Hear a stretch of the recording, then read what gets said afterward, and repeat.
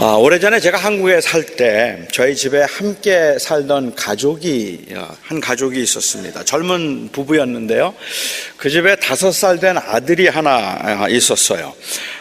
그 당시 저희가 살던 집 대문이 철대문이었는데 이 아이는 그 집을 드나들 때마다 항상 문을 너무 부셔질 듯이 아주 세게 문을 닫았습니다. 당시 저희 할머님께서 그 문을 너무 세게 닫아서 문이 망가질까 봐도 걱정이 되고 시끄럽기도 해서 그 아이에게 아주 신신당부를 하셨습니다. 문을 좀 제발 살살 닫아라.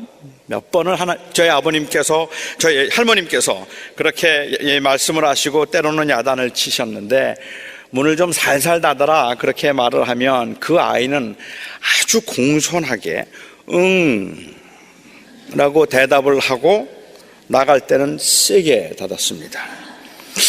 매번 그랬어요. 한두 번이 아니고 늘 그랬습니다. 저는 이 아이의 심리가 궁금합니다.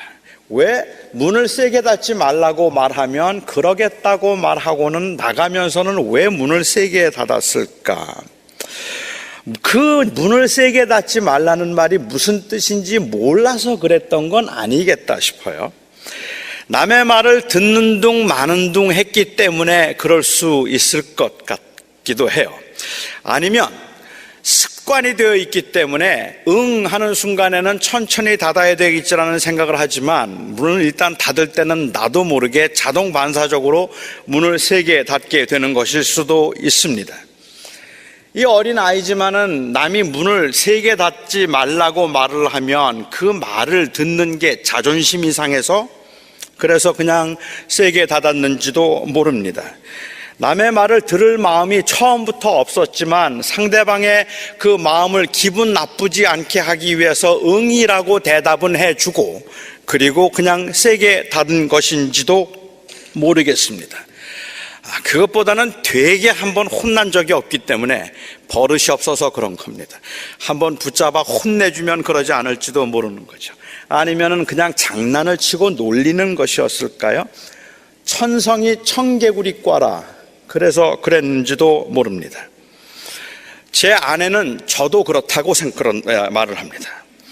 제 아내는 제가 만일 아이였다면 그렇다면 때려도 몇 번을 때려서 버릇을 고쳐고 싶었다고 말할 때가 있어요.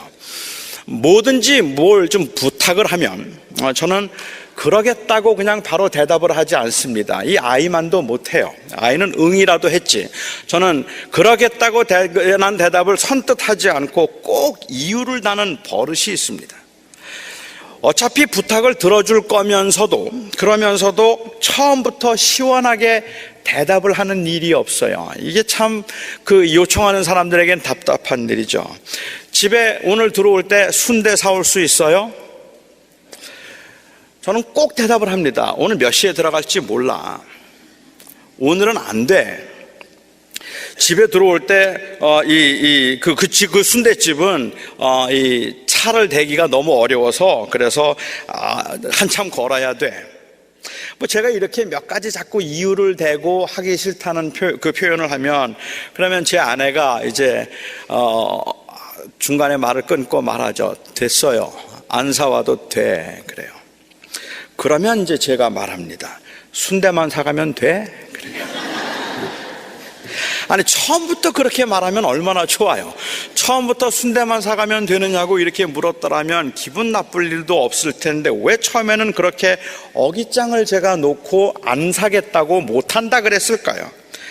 솔직히 말하면 많은 경우에 저는 제 아내를 놀리고 싶어서 그렇습니다. 제 아내가 평소에도 좀 귀엽잖아요. 근데 평소에도 좀 귀엽지만 이 발끈해서 성질을 내는 모습은 진짜 깜찍해요. 이 발끈해서 막 성질을 내는 건 진짜 귀여우니까 그거 보고 싶어서 그냥 약을 좀 올릴 때가 있고요. 근데 가끔은 귀찮아요. 그래서 짜증을 부릴 때가 있습니다. 자꾸만 이렇게 귀찮은 표현을 해야 나중에 많이 시키지 않겠구나라는 아주 야근 생각을 하고 하는 것이기도 합니다. 저희 할머님의 말씀에 의하면 저는 어릴 적부터 심술이 아주 가득했답니다. 그래서 남의 말들 잘 듣지도 않았고 동생들을 많이 괴롭히기도 했다고 저희 할머님이 말씀하십니다. 몇 년 전까지 저희 가족들은 저희 동생들 가족까지 해서 하면 한 16명 정도가 되는데 이 16명이 땡스기빙 때가 되면 항상 함께 여행을 갔습니다. 거의 1년 동안 기다렸다가 너무너무 좋아하는 시간이고 온 가족들이 함께 하는 시간이라서 그렇게 같이 모여서 너무 재밌게 지내는 정말로 즐거운 시간입니다. 아이들은 아이들끼리 좋고 어른들은 어른들끼리 좋고 16명이 집을 빌려서 그 집에서 마음껏 뛰면서 즐기는 그 한 3일 동안의 시간이 모두가 다 기다리는 시간이고 좋은 시간이에요. 저도 그 시간들이 좋아요. 근데 저는 그 시간을 거의 매번 제가 망칩니다. 한 번은 그렇게 같이 있다가 가족들이 다 극장을 간대요. 그래서 영화 하나가 재미있는 게 있는데 극장에 영화를 보러 가자 그렇게 얘기를 하면 그렇게 가면 되는데 저는 그때 아무 이유 없어요. 그냥 심술이 나요. 심술이 나서 난 안 가겠다고 혼자 안 가겠다고 했습니다. 식구들이 그러지 말고 다 같이 가지 혼자 뭐 하겠느냐고 말하면 나는 그런 영화 안 본다고, 안 가겠다고. 굳이 그래서 저 혼자 안 가서 가는 사람들이 저를 늘 불편하게 생각하게 만들어야 직성이 풀리는 거예요. 다들 뭐 게임하러 가자, 바닷가에 놀러 가자 이야기하고 바닷가에서 사진 찍는다 그러면 저는 삐져서 집에 혼자 앉아 있습니다. 학생 때는 수련회 가서 아이들이 전부 다 저녁에 모여서 게임을 한다 그러면 저는 혼자 방에 들어가서 기도하는 척하고 아니면은 그 게임하는 거를 방해하려고 했었습니다. 천상의 청개구리 과입니다. 남이 하자 그럴 때 하지 않고 하라 그러면 하지 않는 그런 그게 좀 남아있는, 아직도 좀 남아있기는 한 것 같은데 저야 못났으니까 그렇다 그러죠. 저는 워낙에 못났으니까 그렇다 치고 예수님은 뭡니까? 예수님이 이러시면 어떻게 합니까? 예수님께서 한다 그러시면 가고 싶으시면 가신다 그러시고 가지 않으려면 안 간다 그러시면 되는 건데 오늘 예수님께서 하신 것을 보면 어쩌면 이렇게 저하고 비슷한지 모르겠다는 생각이 들어요. 초막절은 당시 마치 한국에 있는 추석과 같은 명절입니다. 추수를 다 마치고 난 후에 그리고 하나님의 은혜에 감사하는 그 절기인데 예루살렘이나 아니면은 각 지방에 흩어져 있던 많은 유대인들은 이 명절을 예루살렘에 가서 지나도록 되어 있었습니다. 각 지역에 살고 있던 그 유대인들은 추수도 다 마쳤고 이제 가장 여유롭다 생각되는 시간이기 때문에 많은 사람들이 설렘으로 귀경길에 오르게 됩니다. 예루살렘은 유다 모든 백성들에게 고향이었으니까요. 요즘 한국에서는 추석이나 설날 고향에 돌아가는 게 너무 힘들어서 뭐 5시간도 걸렸다, 10시간도 걸렸다, 12시간을 차에 앉아 있었다라고 힘들어하고 불평을 많이 하는데 옛날 유대인들은 훨씬 더 힘들었습니다. 갈릴리에서 예루살렘까지의 거리가 약 한 100마일 조금 안 되는 것 같습니다. 100마일이 조금 안 된다면 하루에 20마일씩만 걸어도 5일은 좋게 걸어야 하는 길입니다. 거기에다가 길이 얼마나 험한지 그 곳곳에 강도들이 있었고 그리고 가는 길들이 너무 험해서 걷는 것도 그렇게 만만치가 않습니다. 혼자 걷는 것은 엄두가 나지 않는 일이기 때문에 가족들이 고향을 갈 때에도 끼리끼리 여러 사람들이 함께 가야만 하는 것이고 긴 행렬을 이루어서야 그 길을 갈 수가 있었습니다. 또 사실은 그래야 재미도 있었어요. 5일 길을 그렇게 온 동네 사람들이 함께 웃으면서 걸어가야 5일이 그렇게 길다는 생각을 하지 않았던 것 같습니다. 예수님께서 12살 때 6월절 명절을 마치고 가족들이 고향으로 돌아가다가 예수님을 잃어버린 적이 있었습니다. 어떻게 12살 된 아들을 부모가 잃어버릴 수 있겠는가라고 생각하고 그 부모의 무책임에 관해서 말을 할 수도 있습니다만은 사실 이 상황에서 예수님을 잃어버리는 것은 당연한 일인지도 모르겠다고 생각이 듭니다. 수백 명의 사람들이 긴 행렬을 만들어서 그래서 고향으로 이제 다시 갈릴리로 돌아가는 길인데 대체로 그렇게 그 길을 갈 때는 남자들은 남자들끼리 여자들은 여자들끼리 모여서 가기를 좋아하잖아요. 뭐 서로 연애하는 관계가 아니라면은 남자들이 여자하고 같이 길 가는 거 별로 그렇게 불편하지 않겠습니까? 그러니까는 여자들끼리 수다를 떨면서 가고 남자들은 남자들끼리 모여서 수다를 떨고 가게 됩니다. 긴 길입니다. 마리아는 생각하기를 예수님이 유다하고 있는 줄 알았을 겁니다. 요셉하고 있는 줄 알았을 겁니다. 요셉은 생각하기를 아마 마리아하고 있는 줄 알았을 겁니다. 그래서 아무도 예수님을 잃어버린 줄 몰랐는데 한참 지나가다 보니까 하룻길을 갔어요. 하룻길을 다 가고 나서 보니까 예수님이 안 계신 겁니다. 그래서 그들이 너무 당황하고 너무 놀라서 예수님을 찾기 시작해요. 어디에서 잃어버렸는지, 어디로 가셨는지 알 길이 없습니다. 일단 예루살렘엔 한번 가봐야 되겠다 해서 돌아가는데 다시 예루살렘까지 왔는데 사흘 걸렸습니다.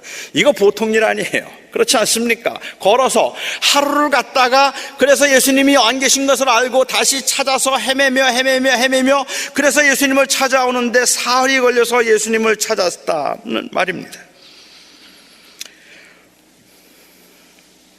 그때도 가족들을 힘들게 하더니 주님께서 이번에 또 어깃장을 놓는 겁니다. 명절에 온 가족들이 다 예루살렘에 가고 있는데 이 큰 형이었던 예수님이 난 안 간다 그러는 거예요. 지난주에 살펴본 것처럼 형제들의 마음에는 야망이 있었기 때문에 예수님이 이번 기회에 그 사역의 장소를 아예 예루살렘으로 옮겨서 거기에서 큰 대사를 한번 치러보자고 그렇게 생각을 했는데 예수님은 그들의 그 제안을 아주 이런저에 거절하셨습니다. 그뿐만 아니라 예수님께서는 나는 이번에 명절에 올라가지 않겠다라고 사람들과 함께 명절로 가지 않으시겠다고 말씀하셨습니다. 8절에 이렇게 나와 있어요. 너희는 명절에 올라가라. 내 때가 아직 차지 아니하였으므로 나는 이 명절에 아직 올라가지 아니하노라. 예수님께서는 이 때가 아직 차지 않았기 때문에 형제들과 함께 가지 않겠다고 말씀하시고 형제들과 함께 가지 않았습니다. 그런데 10절을 보면 이해하기 어려운 말씀이 또 나온단 말입니다. 그 형제들이 명절에 올라간 후에 자기도 올라가시되 나타나지 않고 은밀히 가시느니라. 예수님께서는 가지 않겠다고 말씀하시고 은밀하게 그곳을 따라가셨다고 이야기를 하고 있는 겁니다. 어차피 가실 건데 왜 가지 않겠다고 말씀을 하셨는지 이해가 되지 않는다는 말입니다. 나는 사람들과 함께 다니면서 그 사람들 속에서 왕처럼 군림하거나 다른 사람들이 그런 기대를 가지고 있다면 난 그들과 함께 가지 않겠다고 말씀하시고 나 혼자 차라리 따로 제자들 데리고 그냥 조용히 가겠다 말씀하셔도 되잖아요. 그런데 주님은 안 가겠다고 하셨어요. 이번 명절에는 안 가겠다고 말씀하셔서 제자들과 형제들이 다 떠났는데 예수님 혼자 5일길을 걸어서 예루살렘에 갑자기 나타나신 겁니다. 이런 예수님의 행동을 사람들은 이해할 수가 없었습니다. 여기에 계신 분들 중에도 아니 왜 갈 거면서 안 가겠다고 그랬는가 이해가 안 된다고 말씀하시는 분들이 계실 거라고 저는 생각합니다. 저는 지금도 제가 여러분들에게 이 설명을 드리면서도 사실은 정확하게 이해는 할 수가 없는데 어떤 사람들은 이런 몇 가지 이런 제안들을 하기는 했습니다. 우선 주님은 갈 마음이 있었지만 동생들과 함께 갈 계획이 아니었기 때문에 며칠 있다 가겠다라는 의미로 이 말씀을 하셨다는 거죠. 아직 내가 때가 되지 아니하였으므로 아직 가지 않겠다고 했던 바로 이 아직이라는 단어 때문에 그렇습니다. 우리가 가지고 있는 한글 성경에도 아직은 가지 않겠다고 했고 일부 영어 성경에도 아직 가지 않는다고 하는 yet, not yet 이라고 하는 이 단어가 있기 때문에 그렇습니다. 내 때가 아직 차지 아니하였으니 나는 아직 올라가지 아니하노라. 하지만 여기에 아직 올라가지 않는다고 하는 이 아직이라는 단어에 대한 그 번역상의 문제도 있고 사본상의 문제도 굉장히 심각할 뿐만 아니라 나는 아직 올라가지 않겠다는 그 말의 의미를 과연 동생들은 그러면 형님 며칠 있다 오실 겁니까? 이런 의미로 받아들이는 것이 아니라 예수님께서 오지 않겠다는 의미로 받아들였다는 점에서 볼 때에도 예수님께서 아직 가지 않겠다는 말의 의미는 지금은 안 가지만 며칠 있다 갈게 라는 이런 뜻에서 하신 말씀은 아니었다고 생각합니다. 형제들은 주님이 이번 명절에 예수님께서 올라오지 않을 거라는 의미로 받아들였기 때문일 것입니다. 분명히 오지 않겠다고 했는데 그런데 어느 날 보니까 예루살렘 그 성전 안에서 사람들을 가르치고 있는 거예요. 얼마나 황당했을까요? 나중에 안 온다더니 어쩐 일이냐고 동생들이 만약에 나중에라도 동생들이 안 온다 그러더니 어쩐 일이냐고 그렇게 물으면 주님께서 대답하시기를 내가 언제 안 온다 그랬어? 그때 안 간다 그랬지. 너희하고 그날 안 간다 그런 거지 내가 언제 안 간다 그랬냐? 이렇게 말씀하시면 그게 좋은 변명이 될까요? 좀 궁색할 것 같아요. 그래서 어떤 사람들은 말하기를 내 때가 차지 않아서 주님께서 예루살렘에 같이 가지 않겠다고 말씀하셨다라고 그렇게 이해를 하는 사람들도 있습니다. 예수님은 철저하게 하나님의 뜻에 따라서 움직이는데 동생들이 같이 예루살렘에 가자고 할 때는 하나님의 그 뜻이 아직 나타나지 않았을 때였다고 보는 거죠. 그러니까 예수님께서는 하나님과 직통 이 계시를 받으시고 직통으로 소통하시면서 하나님께서 자 가라 그러면 가시고 가지 말라 하시면은 가지 않으셨던 분인데 아직까지 하나님으로부터 가도 좋다는 사인이 나오지 않았기 때문에 그래서 예수님께서는 가지 못하겠다고 기다리다가 한 이틀이나 사흘쯤 지나고 난 다음에 제자들 다 가고 나서 그 다음에 하나님께서 마침내 큐사인을 주셔서 오늘 가도 돼 라고 말씀하셨기 때문에 가셨다는 거예요. 하나님의 뜻을 기다리고 있었다라는 말이죠. 저는 하나님께서 하나님의 원하심을 따라서 철저하게 주님의 뜻에만 순종하면서 살려고 했다는 것을 우리가 강조하고 그것을 이해하고 또 그래서 이렇게 설명하는 건 아주 일리가 없는 것은 아니라고 생각을 합니다만은 그럼에도 불구하고 저는 주님께서 행동하셨던 모든 행동들이 하늘로부터 큐사인이 날 때만 움직이셨던 그런 연극처럼 사셨던 분은 아니라고 연극 배우처럼 사셨던 분은 아니라고 저는 생각합니다. 오히려 저는 이 명절에 주님께서 초막절에 가셔야 하는 것을 알고 계셨다고 생각합니다. 일거수일투족의 지시를 받았다는 의미는 아니라는 거죠. 물론 이 말씀은 왜 주님께서 갈 것이면서 가지 않겠다고 하셨는지 이해하는 건 굉장히 어렵습니다. 하지만 저는 이 말씀을 이해하기 위해서 오히려 여기에 은밀하게라고 하는 이 단어를 좀 주목해보고 싶었습니다. 예루살렘에 있던 사람들 중에는 예수님을 좋아하던 사람들도 있었고 예수님을 싫어하던 사람들도 있었습니다. 예수님을 좋은 사람이라고 말하는 사람도 있었고 예수님을 나쁜 사람이라고 말하는 사람들도 있었는데 그 많은 사람들이 모두가 다 사실은 예수님을 기다리고 있었어요. 이 사람 이제 이번에 이 명절에 올 텐데 우리 다시 한번 그를 만나보자. 그리고 그의 이야기를 들어보자. 그가 어떤 사람인지 우리가 다시 한번 확인해 봐야 되겠다라고 사람들은 그렇게 예수님을 벼르고 기다리고 있었다는 말입니다. 그렇게 예수님을 벼르고 기다리고 있는데 예수님께서 마침내 명절에 나타나시는 겁니다. 그런데 이 명절에 갈릴리로부터 수백 명의 사람들이 몰려오는 거예요. 긴 행렬을 해서 몰려오는데 예수님께서 원하셨던 원하지 않았던 그 행렬과 주님께서 함께 하시는 동안에는 수많은 사람들의 머릿속에 생각하고 있던 모습은 당시 갈릴리 사람들의 마음속에 가지고 있던 생각은 예수가 왕이에요. 그러니까는 모든 사람들은 예수님을 환호하고 어쩔 수 없이 세간의 주목을 받고 어쩔 수 없이 그 수백 명 사람들의 그 주목을 받으면서 틈만 나면 예수님께 나와서 가르쳐달라고 말하고 고쳐달라 말하고 문제들을 해결해달라고 이야기를 할 것이고 예수님께서는 그러면 그들에게 불쌍히 여기셔서 가르치시고 병자들을 고치시고 그들을 도와주시고 그렇게 하시면서 오일길을 걸어오시는 동안에 그 많은 사람들이 예수님을 흠모하고 사랑하던 그 어드마이어들이 생겼는데 이들과 함께 예루살렘 성전에 들어온다면 이미 그 자체로도 주님께서 주신 메시지는 분명한 겁니다. 그래서 주님께서는 그들과 함께 오기를 원하지 아니하시고 은밀하게 주님께서 들어오셨습니다.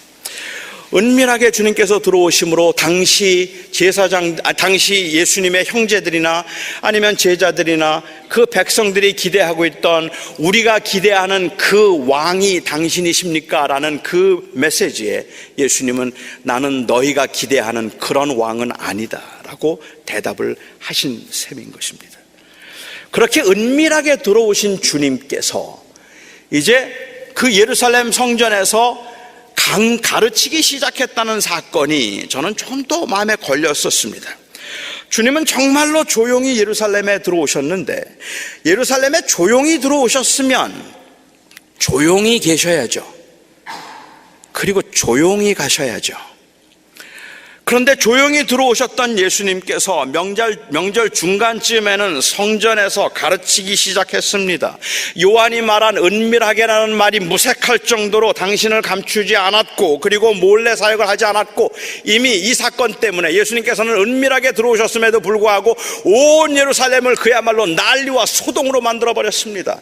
다음 주에 제가 좀 살펴보겠지만 거기에 있는 모든 사람들이 전부가 다 혼란에 빠질 정도로 아주 소란스럽게 만들어버리신 분이 주님이십니다. 은밀하게 오셨는데 왜 그러셨을까? 저는 오늘 설교를 준비하면서 하나님의 때를 따라 은밀하게라는 이 말을 좀 묵상해 보았습니다. 특히 주님께서 산상수훈에서 말씀하셨던, 이 자주 말씀하셨던 은밀함의 의미가 무엇일까 하는 것을 좀 생각해 보았습니다. 제가 이해하기에 주님께서 생각하고 계시는 이 은밀함은 아무도 모르게 행함을 의미하는 것이 아니라 얼마나 합당하게 하나님 앞에서 행했는가 하는 것을 의미한다는 말입니다. 그러니까 이런 겁니다. 주님은 제자들에게 회당 어기나 아니면은 시장에서 큰 소리로 기도하지 말고 골방에 들어가서 문을 닫고 은밀한 중에 보시는 내 하나님께 기도하라고 하셨습니다. 일반적으로 사람들은 은밀하게 기도하라는 말씀의 핵심을 사람들에게 보이지 않는 곳에서 기도하라는 것으로 이해를 했다는 말입니다. 그러니까 회당이나 아니면 길거리에서 기도하지 말고 골방에서 기도하라는 것이 주님께서 가르쳐 주신 말씀의 핵심이었다고 생각을 하는 것이죠. 하지만 사람에게 안 보이도록 하는 것은 주님께서 말씀하신 의도가 아닙니다. 사람에게 안 보이려고 애쓰는 것은 결국은 그만큼 사람을 의식하는 것이기 때문에 그렇습니다. 하나님께서 은밀한 곳에서 보시는 하나님 앞에 기도하라고 말씀하셨던 것은, 은밀하게 하라고 말씀하신 것은, 이건 단순히 아무도 모르게 하라는 이야기를 하고 있는 게 아니라는 말입니다. 시장에서 기도를 하지 말고 골방에서 기도를 하라는 것을 가르쳐 주시는 게 아니라는 말입니다. 오히려 주님께서 강조하고 계시는 것은 사람에게 보이려고 하지 말고 차라리 하나님에게 보이려고, 사람에게 안 보이더라도 사람에게, 하나님에게 보이려고 하라는 말씀을 하고 계시는 것이죠. 은밀함이라는 것은 은밀한 중에 갚으시는 그 하나님 앞에서 행하는 행위일 때 그것이 은밀함이 된다는 말입니다. 이것이 사람을 인정해서 사람들에게 대접을 받기 위한 것이라면 골방에서 하는 기도도 은밀한 기도가 아닌 거예요. 사람들을 구제하면서 주님께서는 오른손이 하는 것을 왼손이 모르게 하라고 말씀하셨습니다. 그래요. 하나님이 원하시는 것은 자꾸만 뭘 생색내는 걸 하나님께서 원하시지 않는 걸 겁니다. 그럴 수도 있을 거라고 저는 생각해요. 왜냐하면 이 세상이 너무 자기 것들을 자랑하니까, 뭐 조그만 것만 해도 너무 자랑들을 하고 있으니까 그게 다 보기 싫어서 나는 큰 걸 해도 자랑하지 않는다, 뭐 이렇게 하고 싶어요. 그렇기 때문에 사람들은 오른손으로 하는 것을 왼손이 모르게, 구제를 하더라도 오른손이 하는 것을 왼손이 모르게 구제하라고 했죠. 아무에게도 말하지 않고 아무도 모르게 구제를 합니다. 정말로 1년이 지나고 2년이 지났는데도 아무도 그 사람이 그렇게 착한 일을 하고 있는 줄 몰랐어요. 그런데 우연히 그 구제 봉사기관에서 어느 집사님이 거기서 잘 섬기고 있는 이분을 만났어요. 그분을 만나서는 교회에 와서 사람들에게 이야기해요. 아무개 집사가 어디 단체에 갔더니 거기서 정말 열심히 봉사하더라. 아무도 몰랐잖아. 너무너무 훌륭하지 않아? 그리고 그 이야기를 해요. 그렇게 이야기하면서 훌륭하다고 이야기를 하고 이분이 그런데 봉사한다는 게 소문이 나서 그분의 귀에 들어갔어요. 이분이 화를 내는 거예요. 화를 내고 분노를 하면서 아무도 모르게 내가 하려고 했는데 도대체 누가 이걸 알아가지고 이걸 다 이렇게 사람들한테 말해서 세상 사람들이 다 알게 되었느냐고 막 화를 내서 전 세상이 다 알게 됐어요.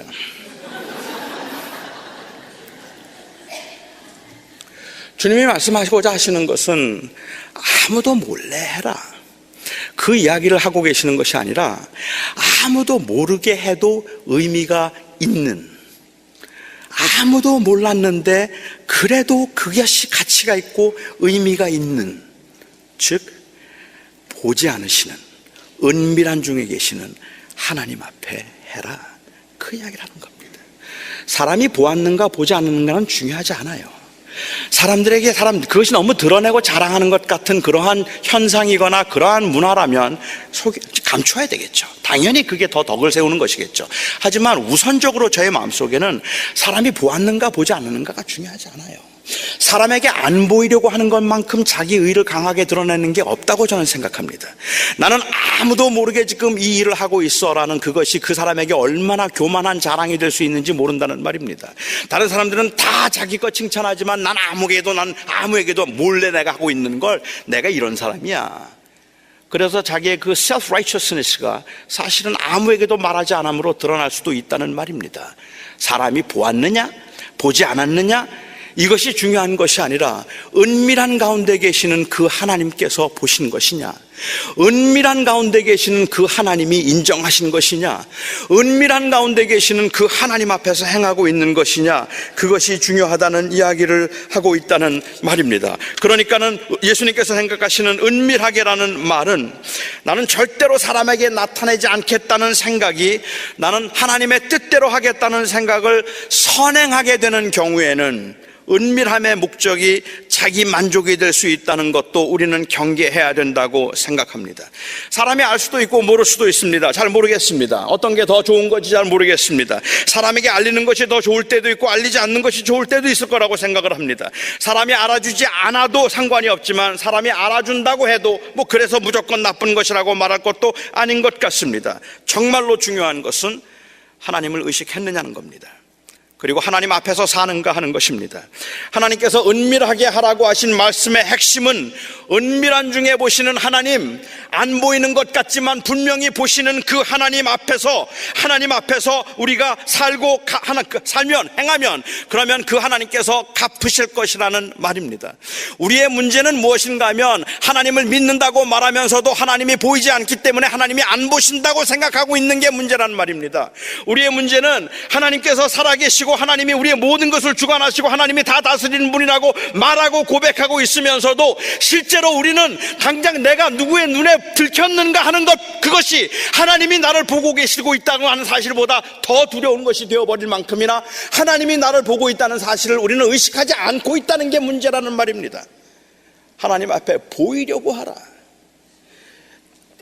은밀함이란 그런 의미에서 무조건 감춤이 아니고 이것은 하나님의 뜻대로 행하는 하나님에 대한 의식입니다. 저는 그래서 주님께서 은밀하게 하셨다라고 이야기를 해요. 그 은밀하게 하셨다는 말의 의미는 따라서 예루살렘에 올라가실 때 하나님의 뜻대로 이 세상 사람들이 요구하거나 원하고 있는 그런 왕이 되어서는 안 되는 것이기 때문에 예수님께서는 올라가실 때 그들의 생각을 거부하시고 하나님의 뜻대로 그냥 올라가셨습니다. 그리고 그곳에서 가르치실 때는 그 가르치심에서는 그들처럼 그들이 원하는 것처럼 그렇게 이 모든 사람들에게 감동을 주어서 더 많은 인기를 얻고자 함이 아니라 바로 이 복음으로 그들의 그 삶과 라이프를 스터링하기 시작하는, 뒤흔들기 시작하는 가르침을 시작하셨다는 말입니다. 그것도 하나님의 뜻이기 때문에 하나님의 뜻대로 한 것입니다. 예수님께서 은밀하게 가셨다는 말은 아무도 몰래 명절을 보내고 살짝 돌아오실 계획이었다는 의미가 아니라 예수님의 동생들이 기대했던 것처럼 사람들의 인기와 열광을 의지하거나 아니면 그것을 추구할 마음이 전혀 없었다는 의미입니다. 마치 예수님께서는 하나님의 큐를 받아서 움직이신 것처럼 하나님의 때에 따라 하나님의 뜻을 하나님의 때에 하나님의 뜻을 따라서만 움직이심을 보여주시는 것처럼 내 때가 아니라서 나는 가지 않는다라고 말씀하시고 그리고 또 은밀하게 가셨던 것입니다. 예수님은 사람들에게 인정받기 위해서 일하지 않았습니다. 하지만 예수님은 사람들에게 인정받지 않기 위해서도 일하지 않았습니다. 예수님께서는 하나님께 인정받기 위해서 일했습니다. 사람에게 인정받지 않을 수도 있었고 사람들에게 인정받을 수도 있었습니다. 하지만 예수님에게 그것은 그렇게 중요한 일이 아니었습니다. 정말로 중요한 것은 하나님이 인정해 주셨는가 하는 것이었기 때문입니다. 그래서 그 하나님의 뜻을 따라서 이 사역을 감당하기를 원하셨던 것이 주님이십니다. 저는 결론적으로 이 은밀하게를 묵상하면서 은밀한 중에 갚으시는 하나님을 생각했습니다. 은밀하게란 아무도 모르게 살짝이라는 의미가 아니라 하나님이 아닌, 사람이 아닌 하나님 앞에서란 의미라고 설명을 드렸습니다.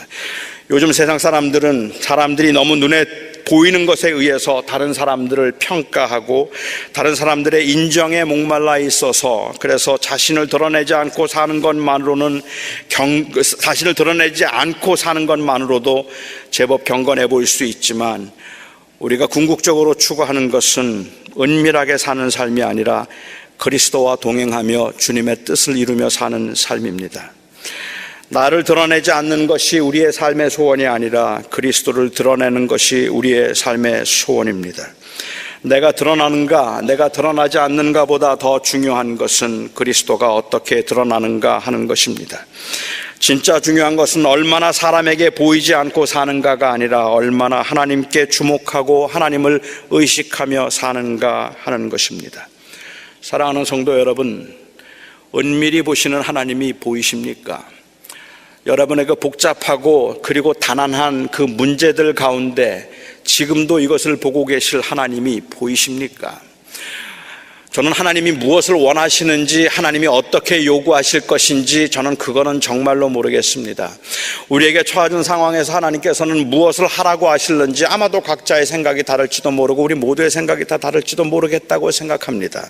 하지만 저는 그것을 말하기 이전에, 그것을 논하기 이전에 제일 먼저 우리는 코람 데오, 하나님 앞에서 여러분은 하나님을 보십니까? 하나님이 보이십니까? 이 질문이 우리 앞에 선명하지 않으면 그 외에 다른 질문들은 별로 의미가 없다고 생각합니다. 은밀히 보시는 하나님, 은밀히 갚으시는 하나님이 보이십니까? 아무도 알아주지 않아도 크게 마음에 상처가 되지 않을 만큼 여러분들은 하나님을 의식하실 수 있겠습니까?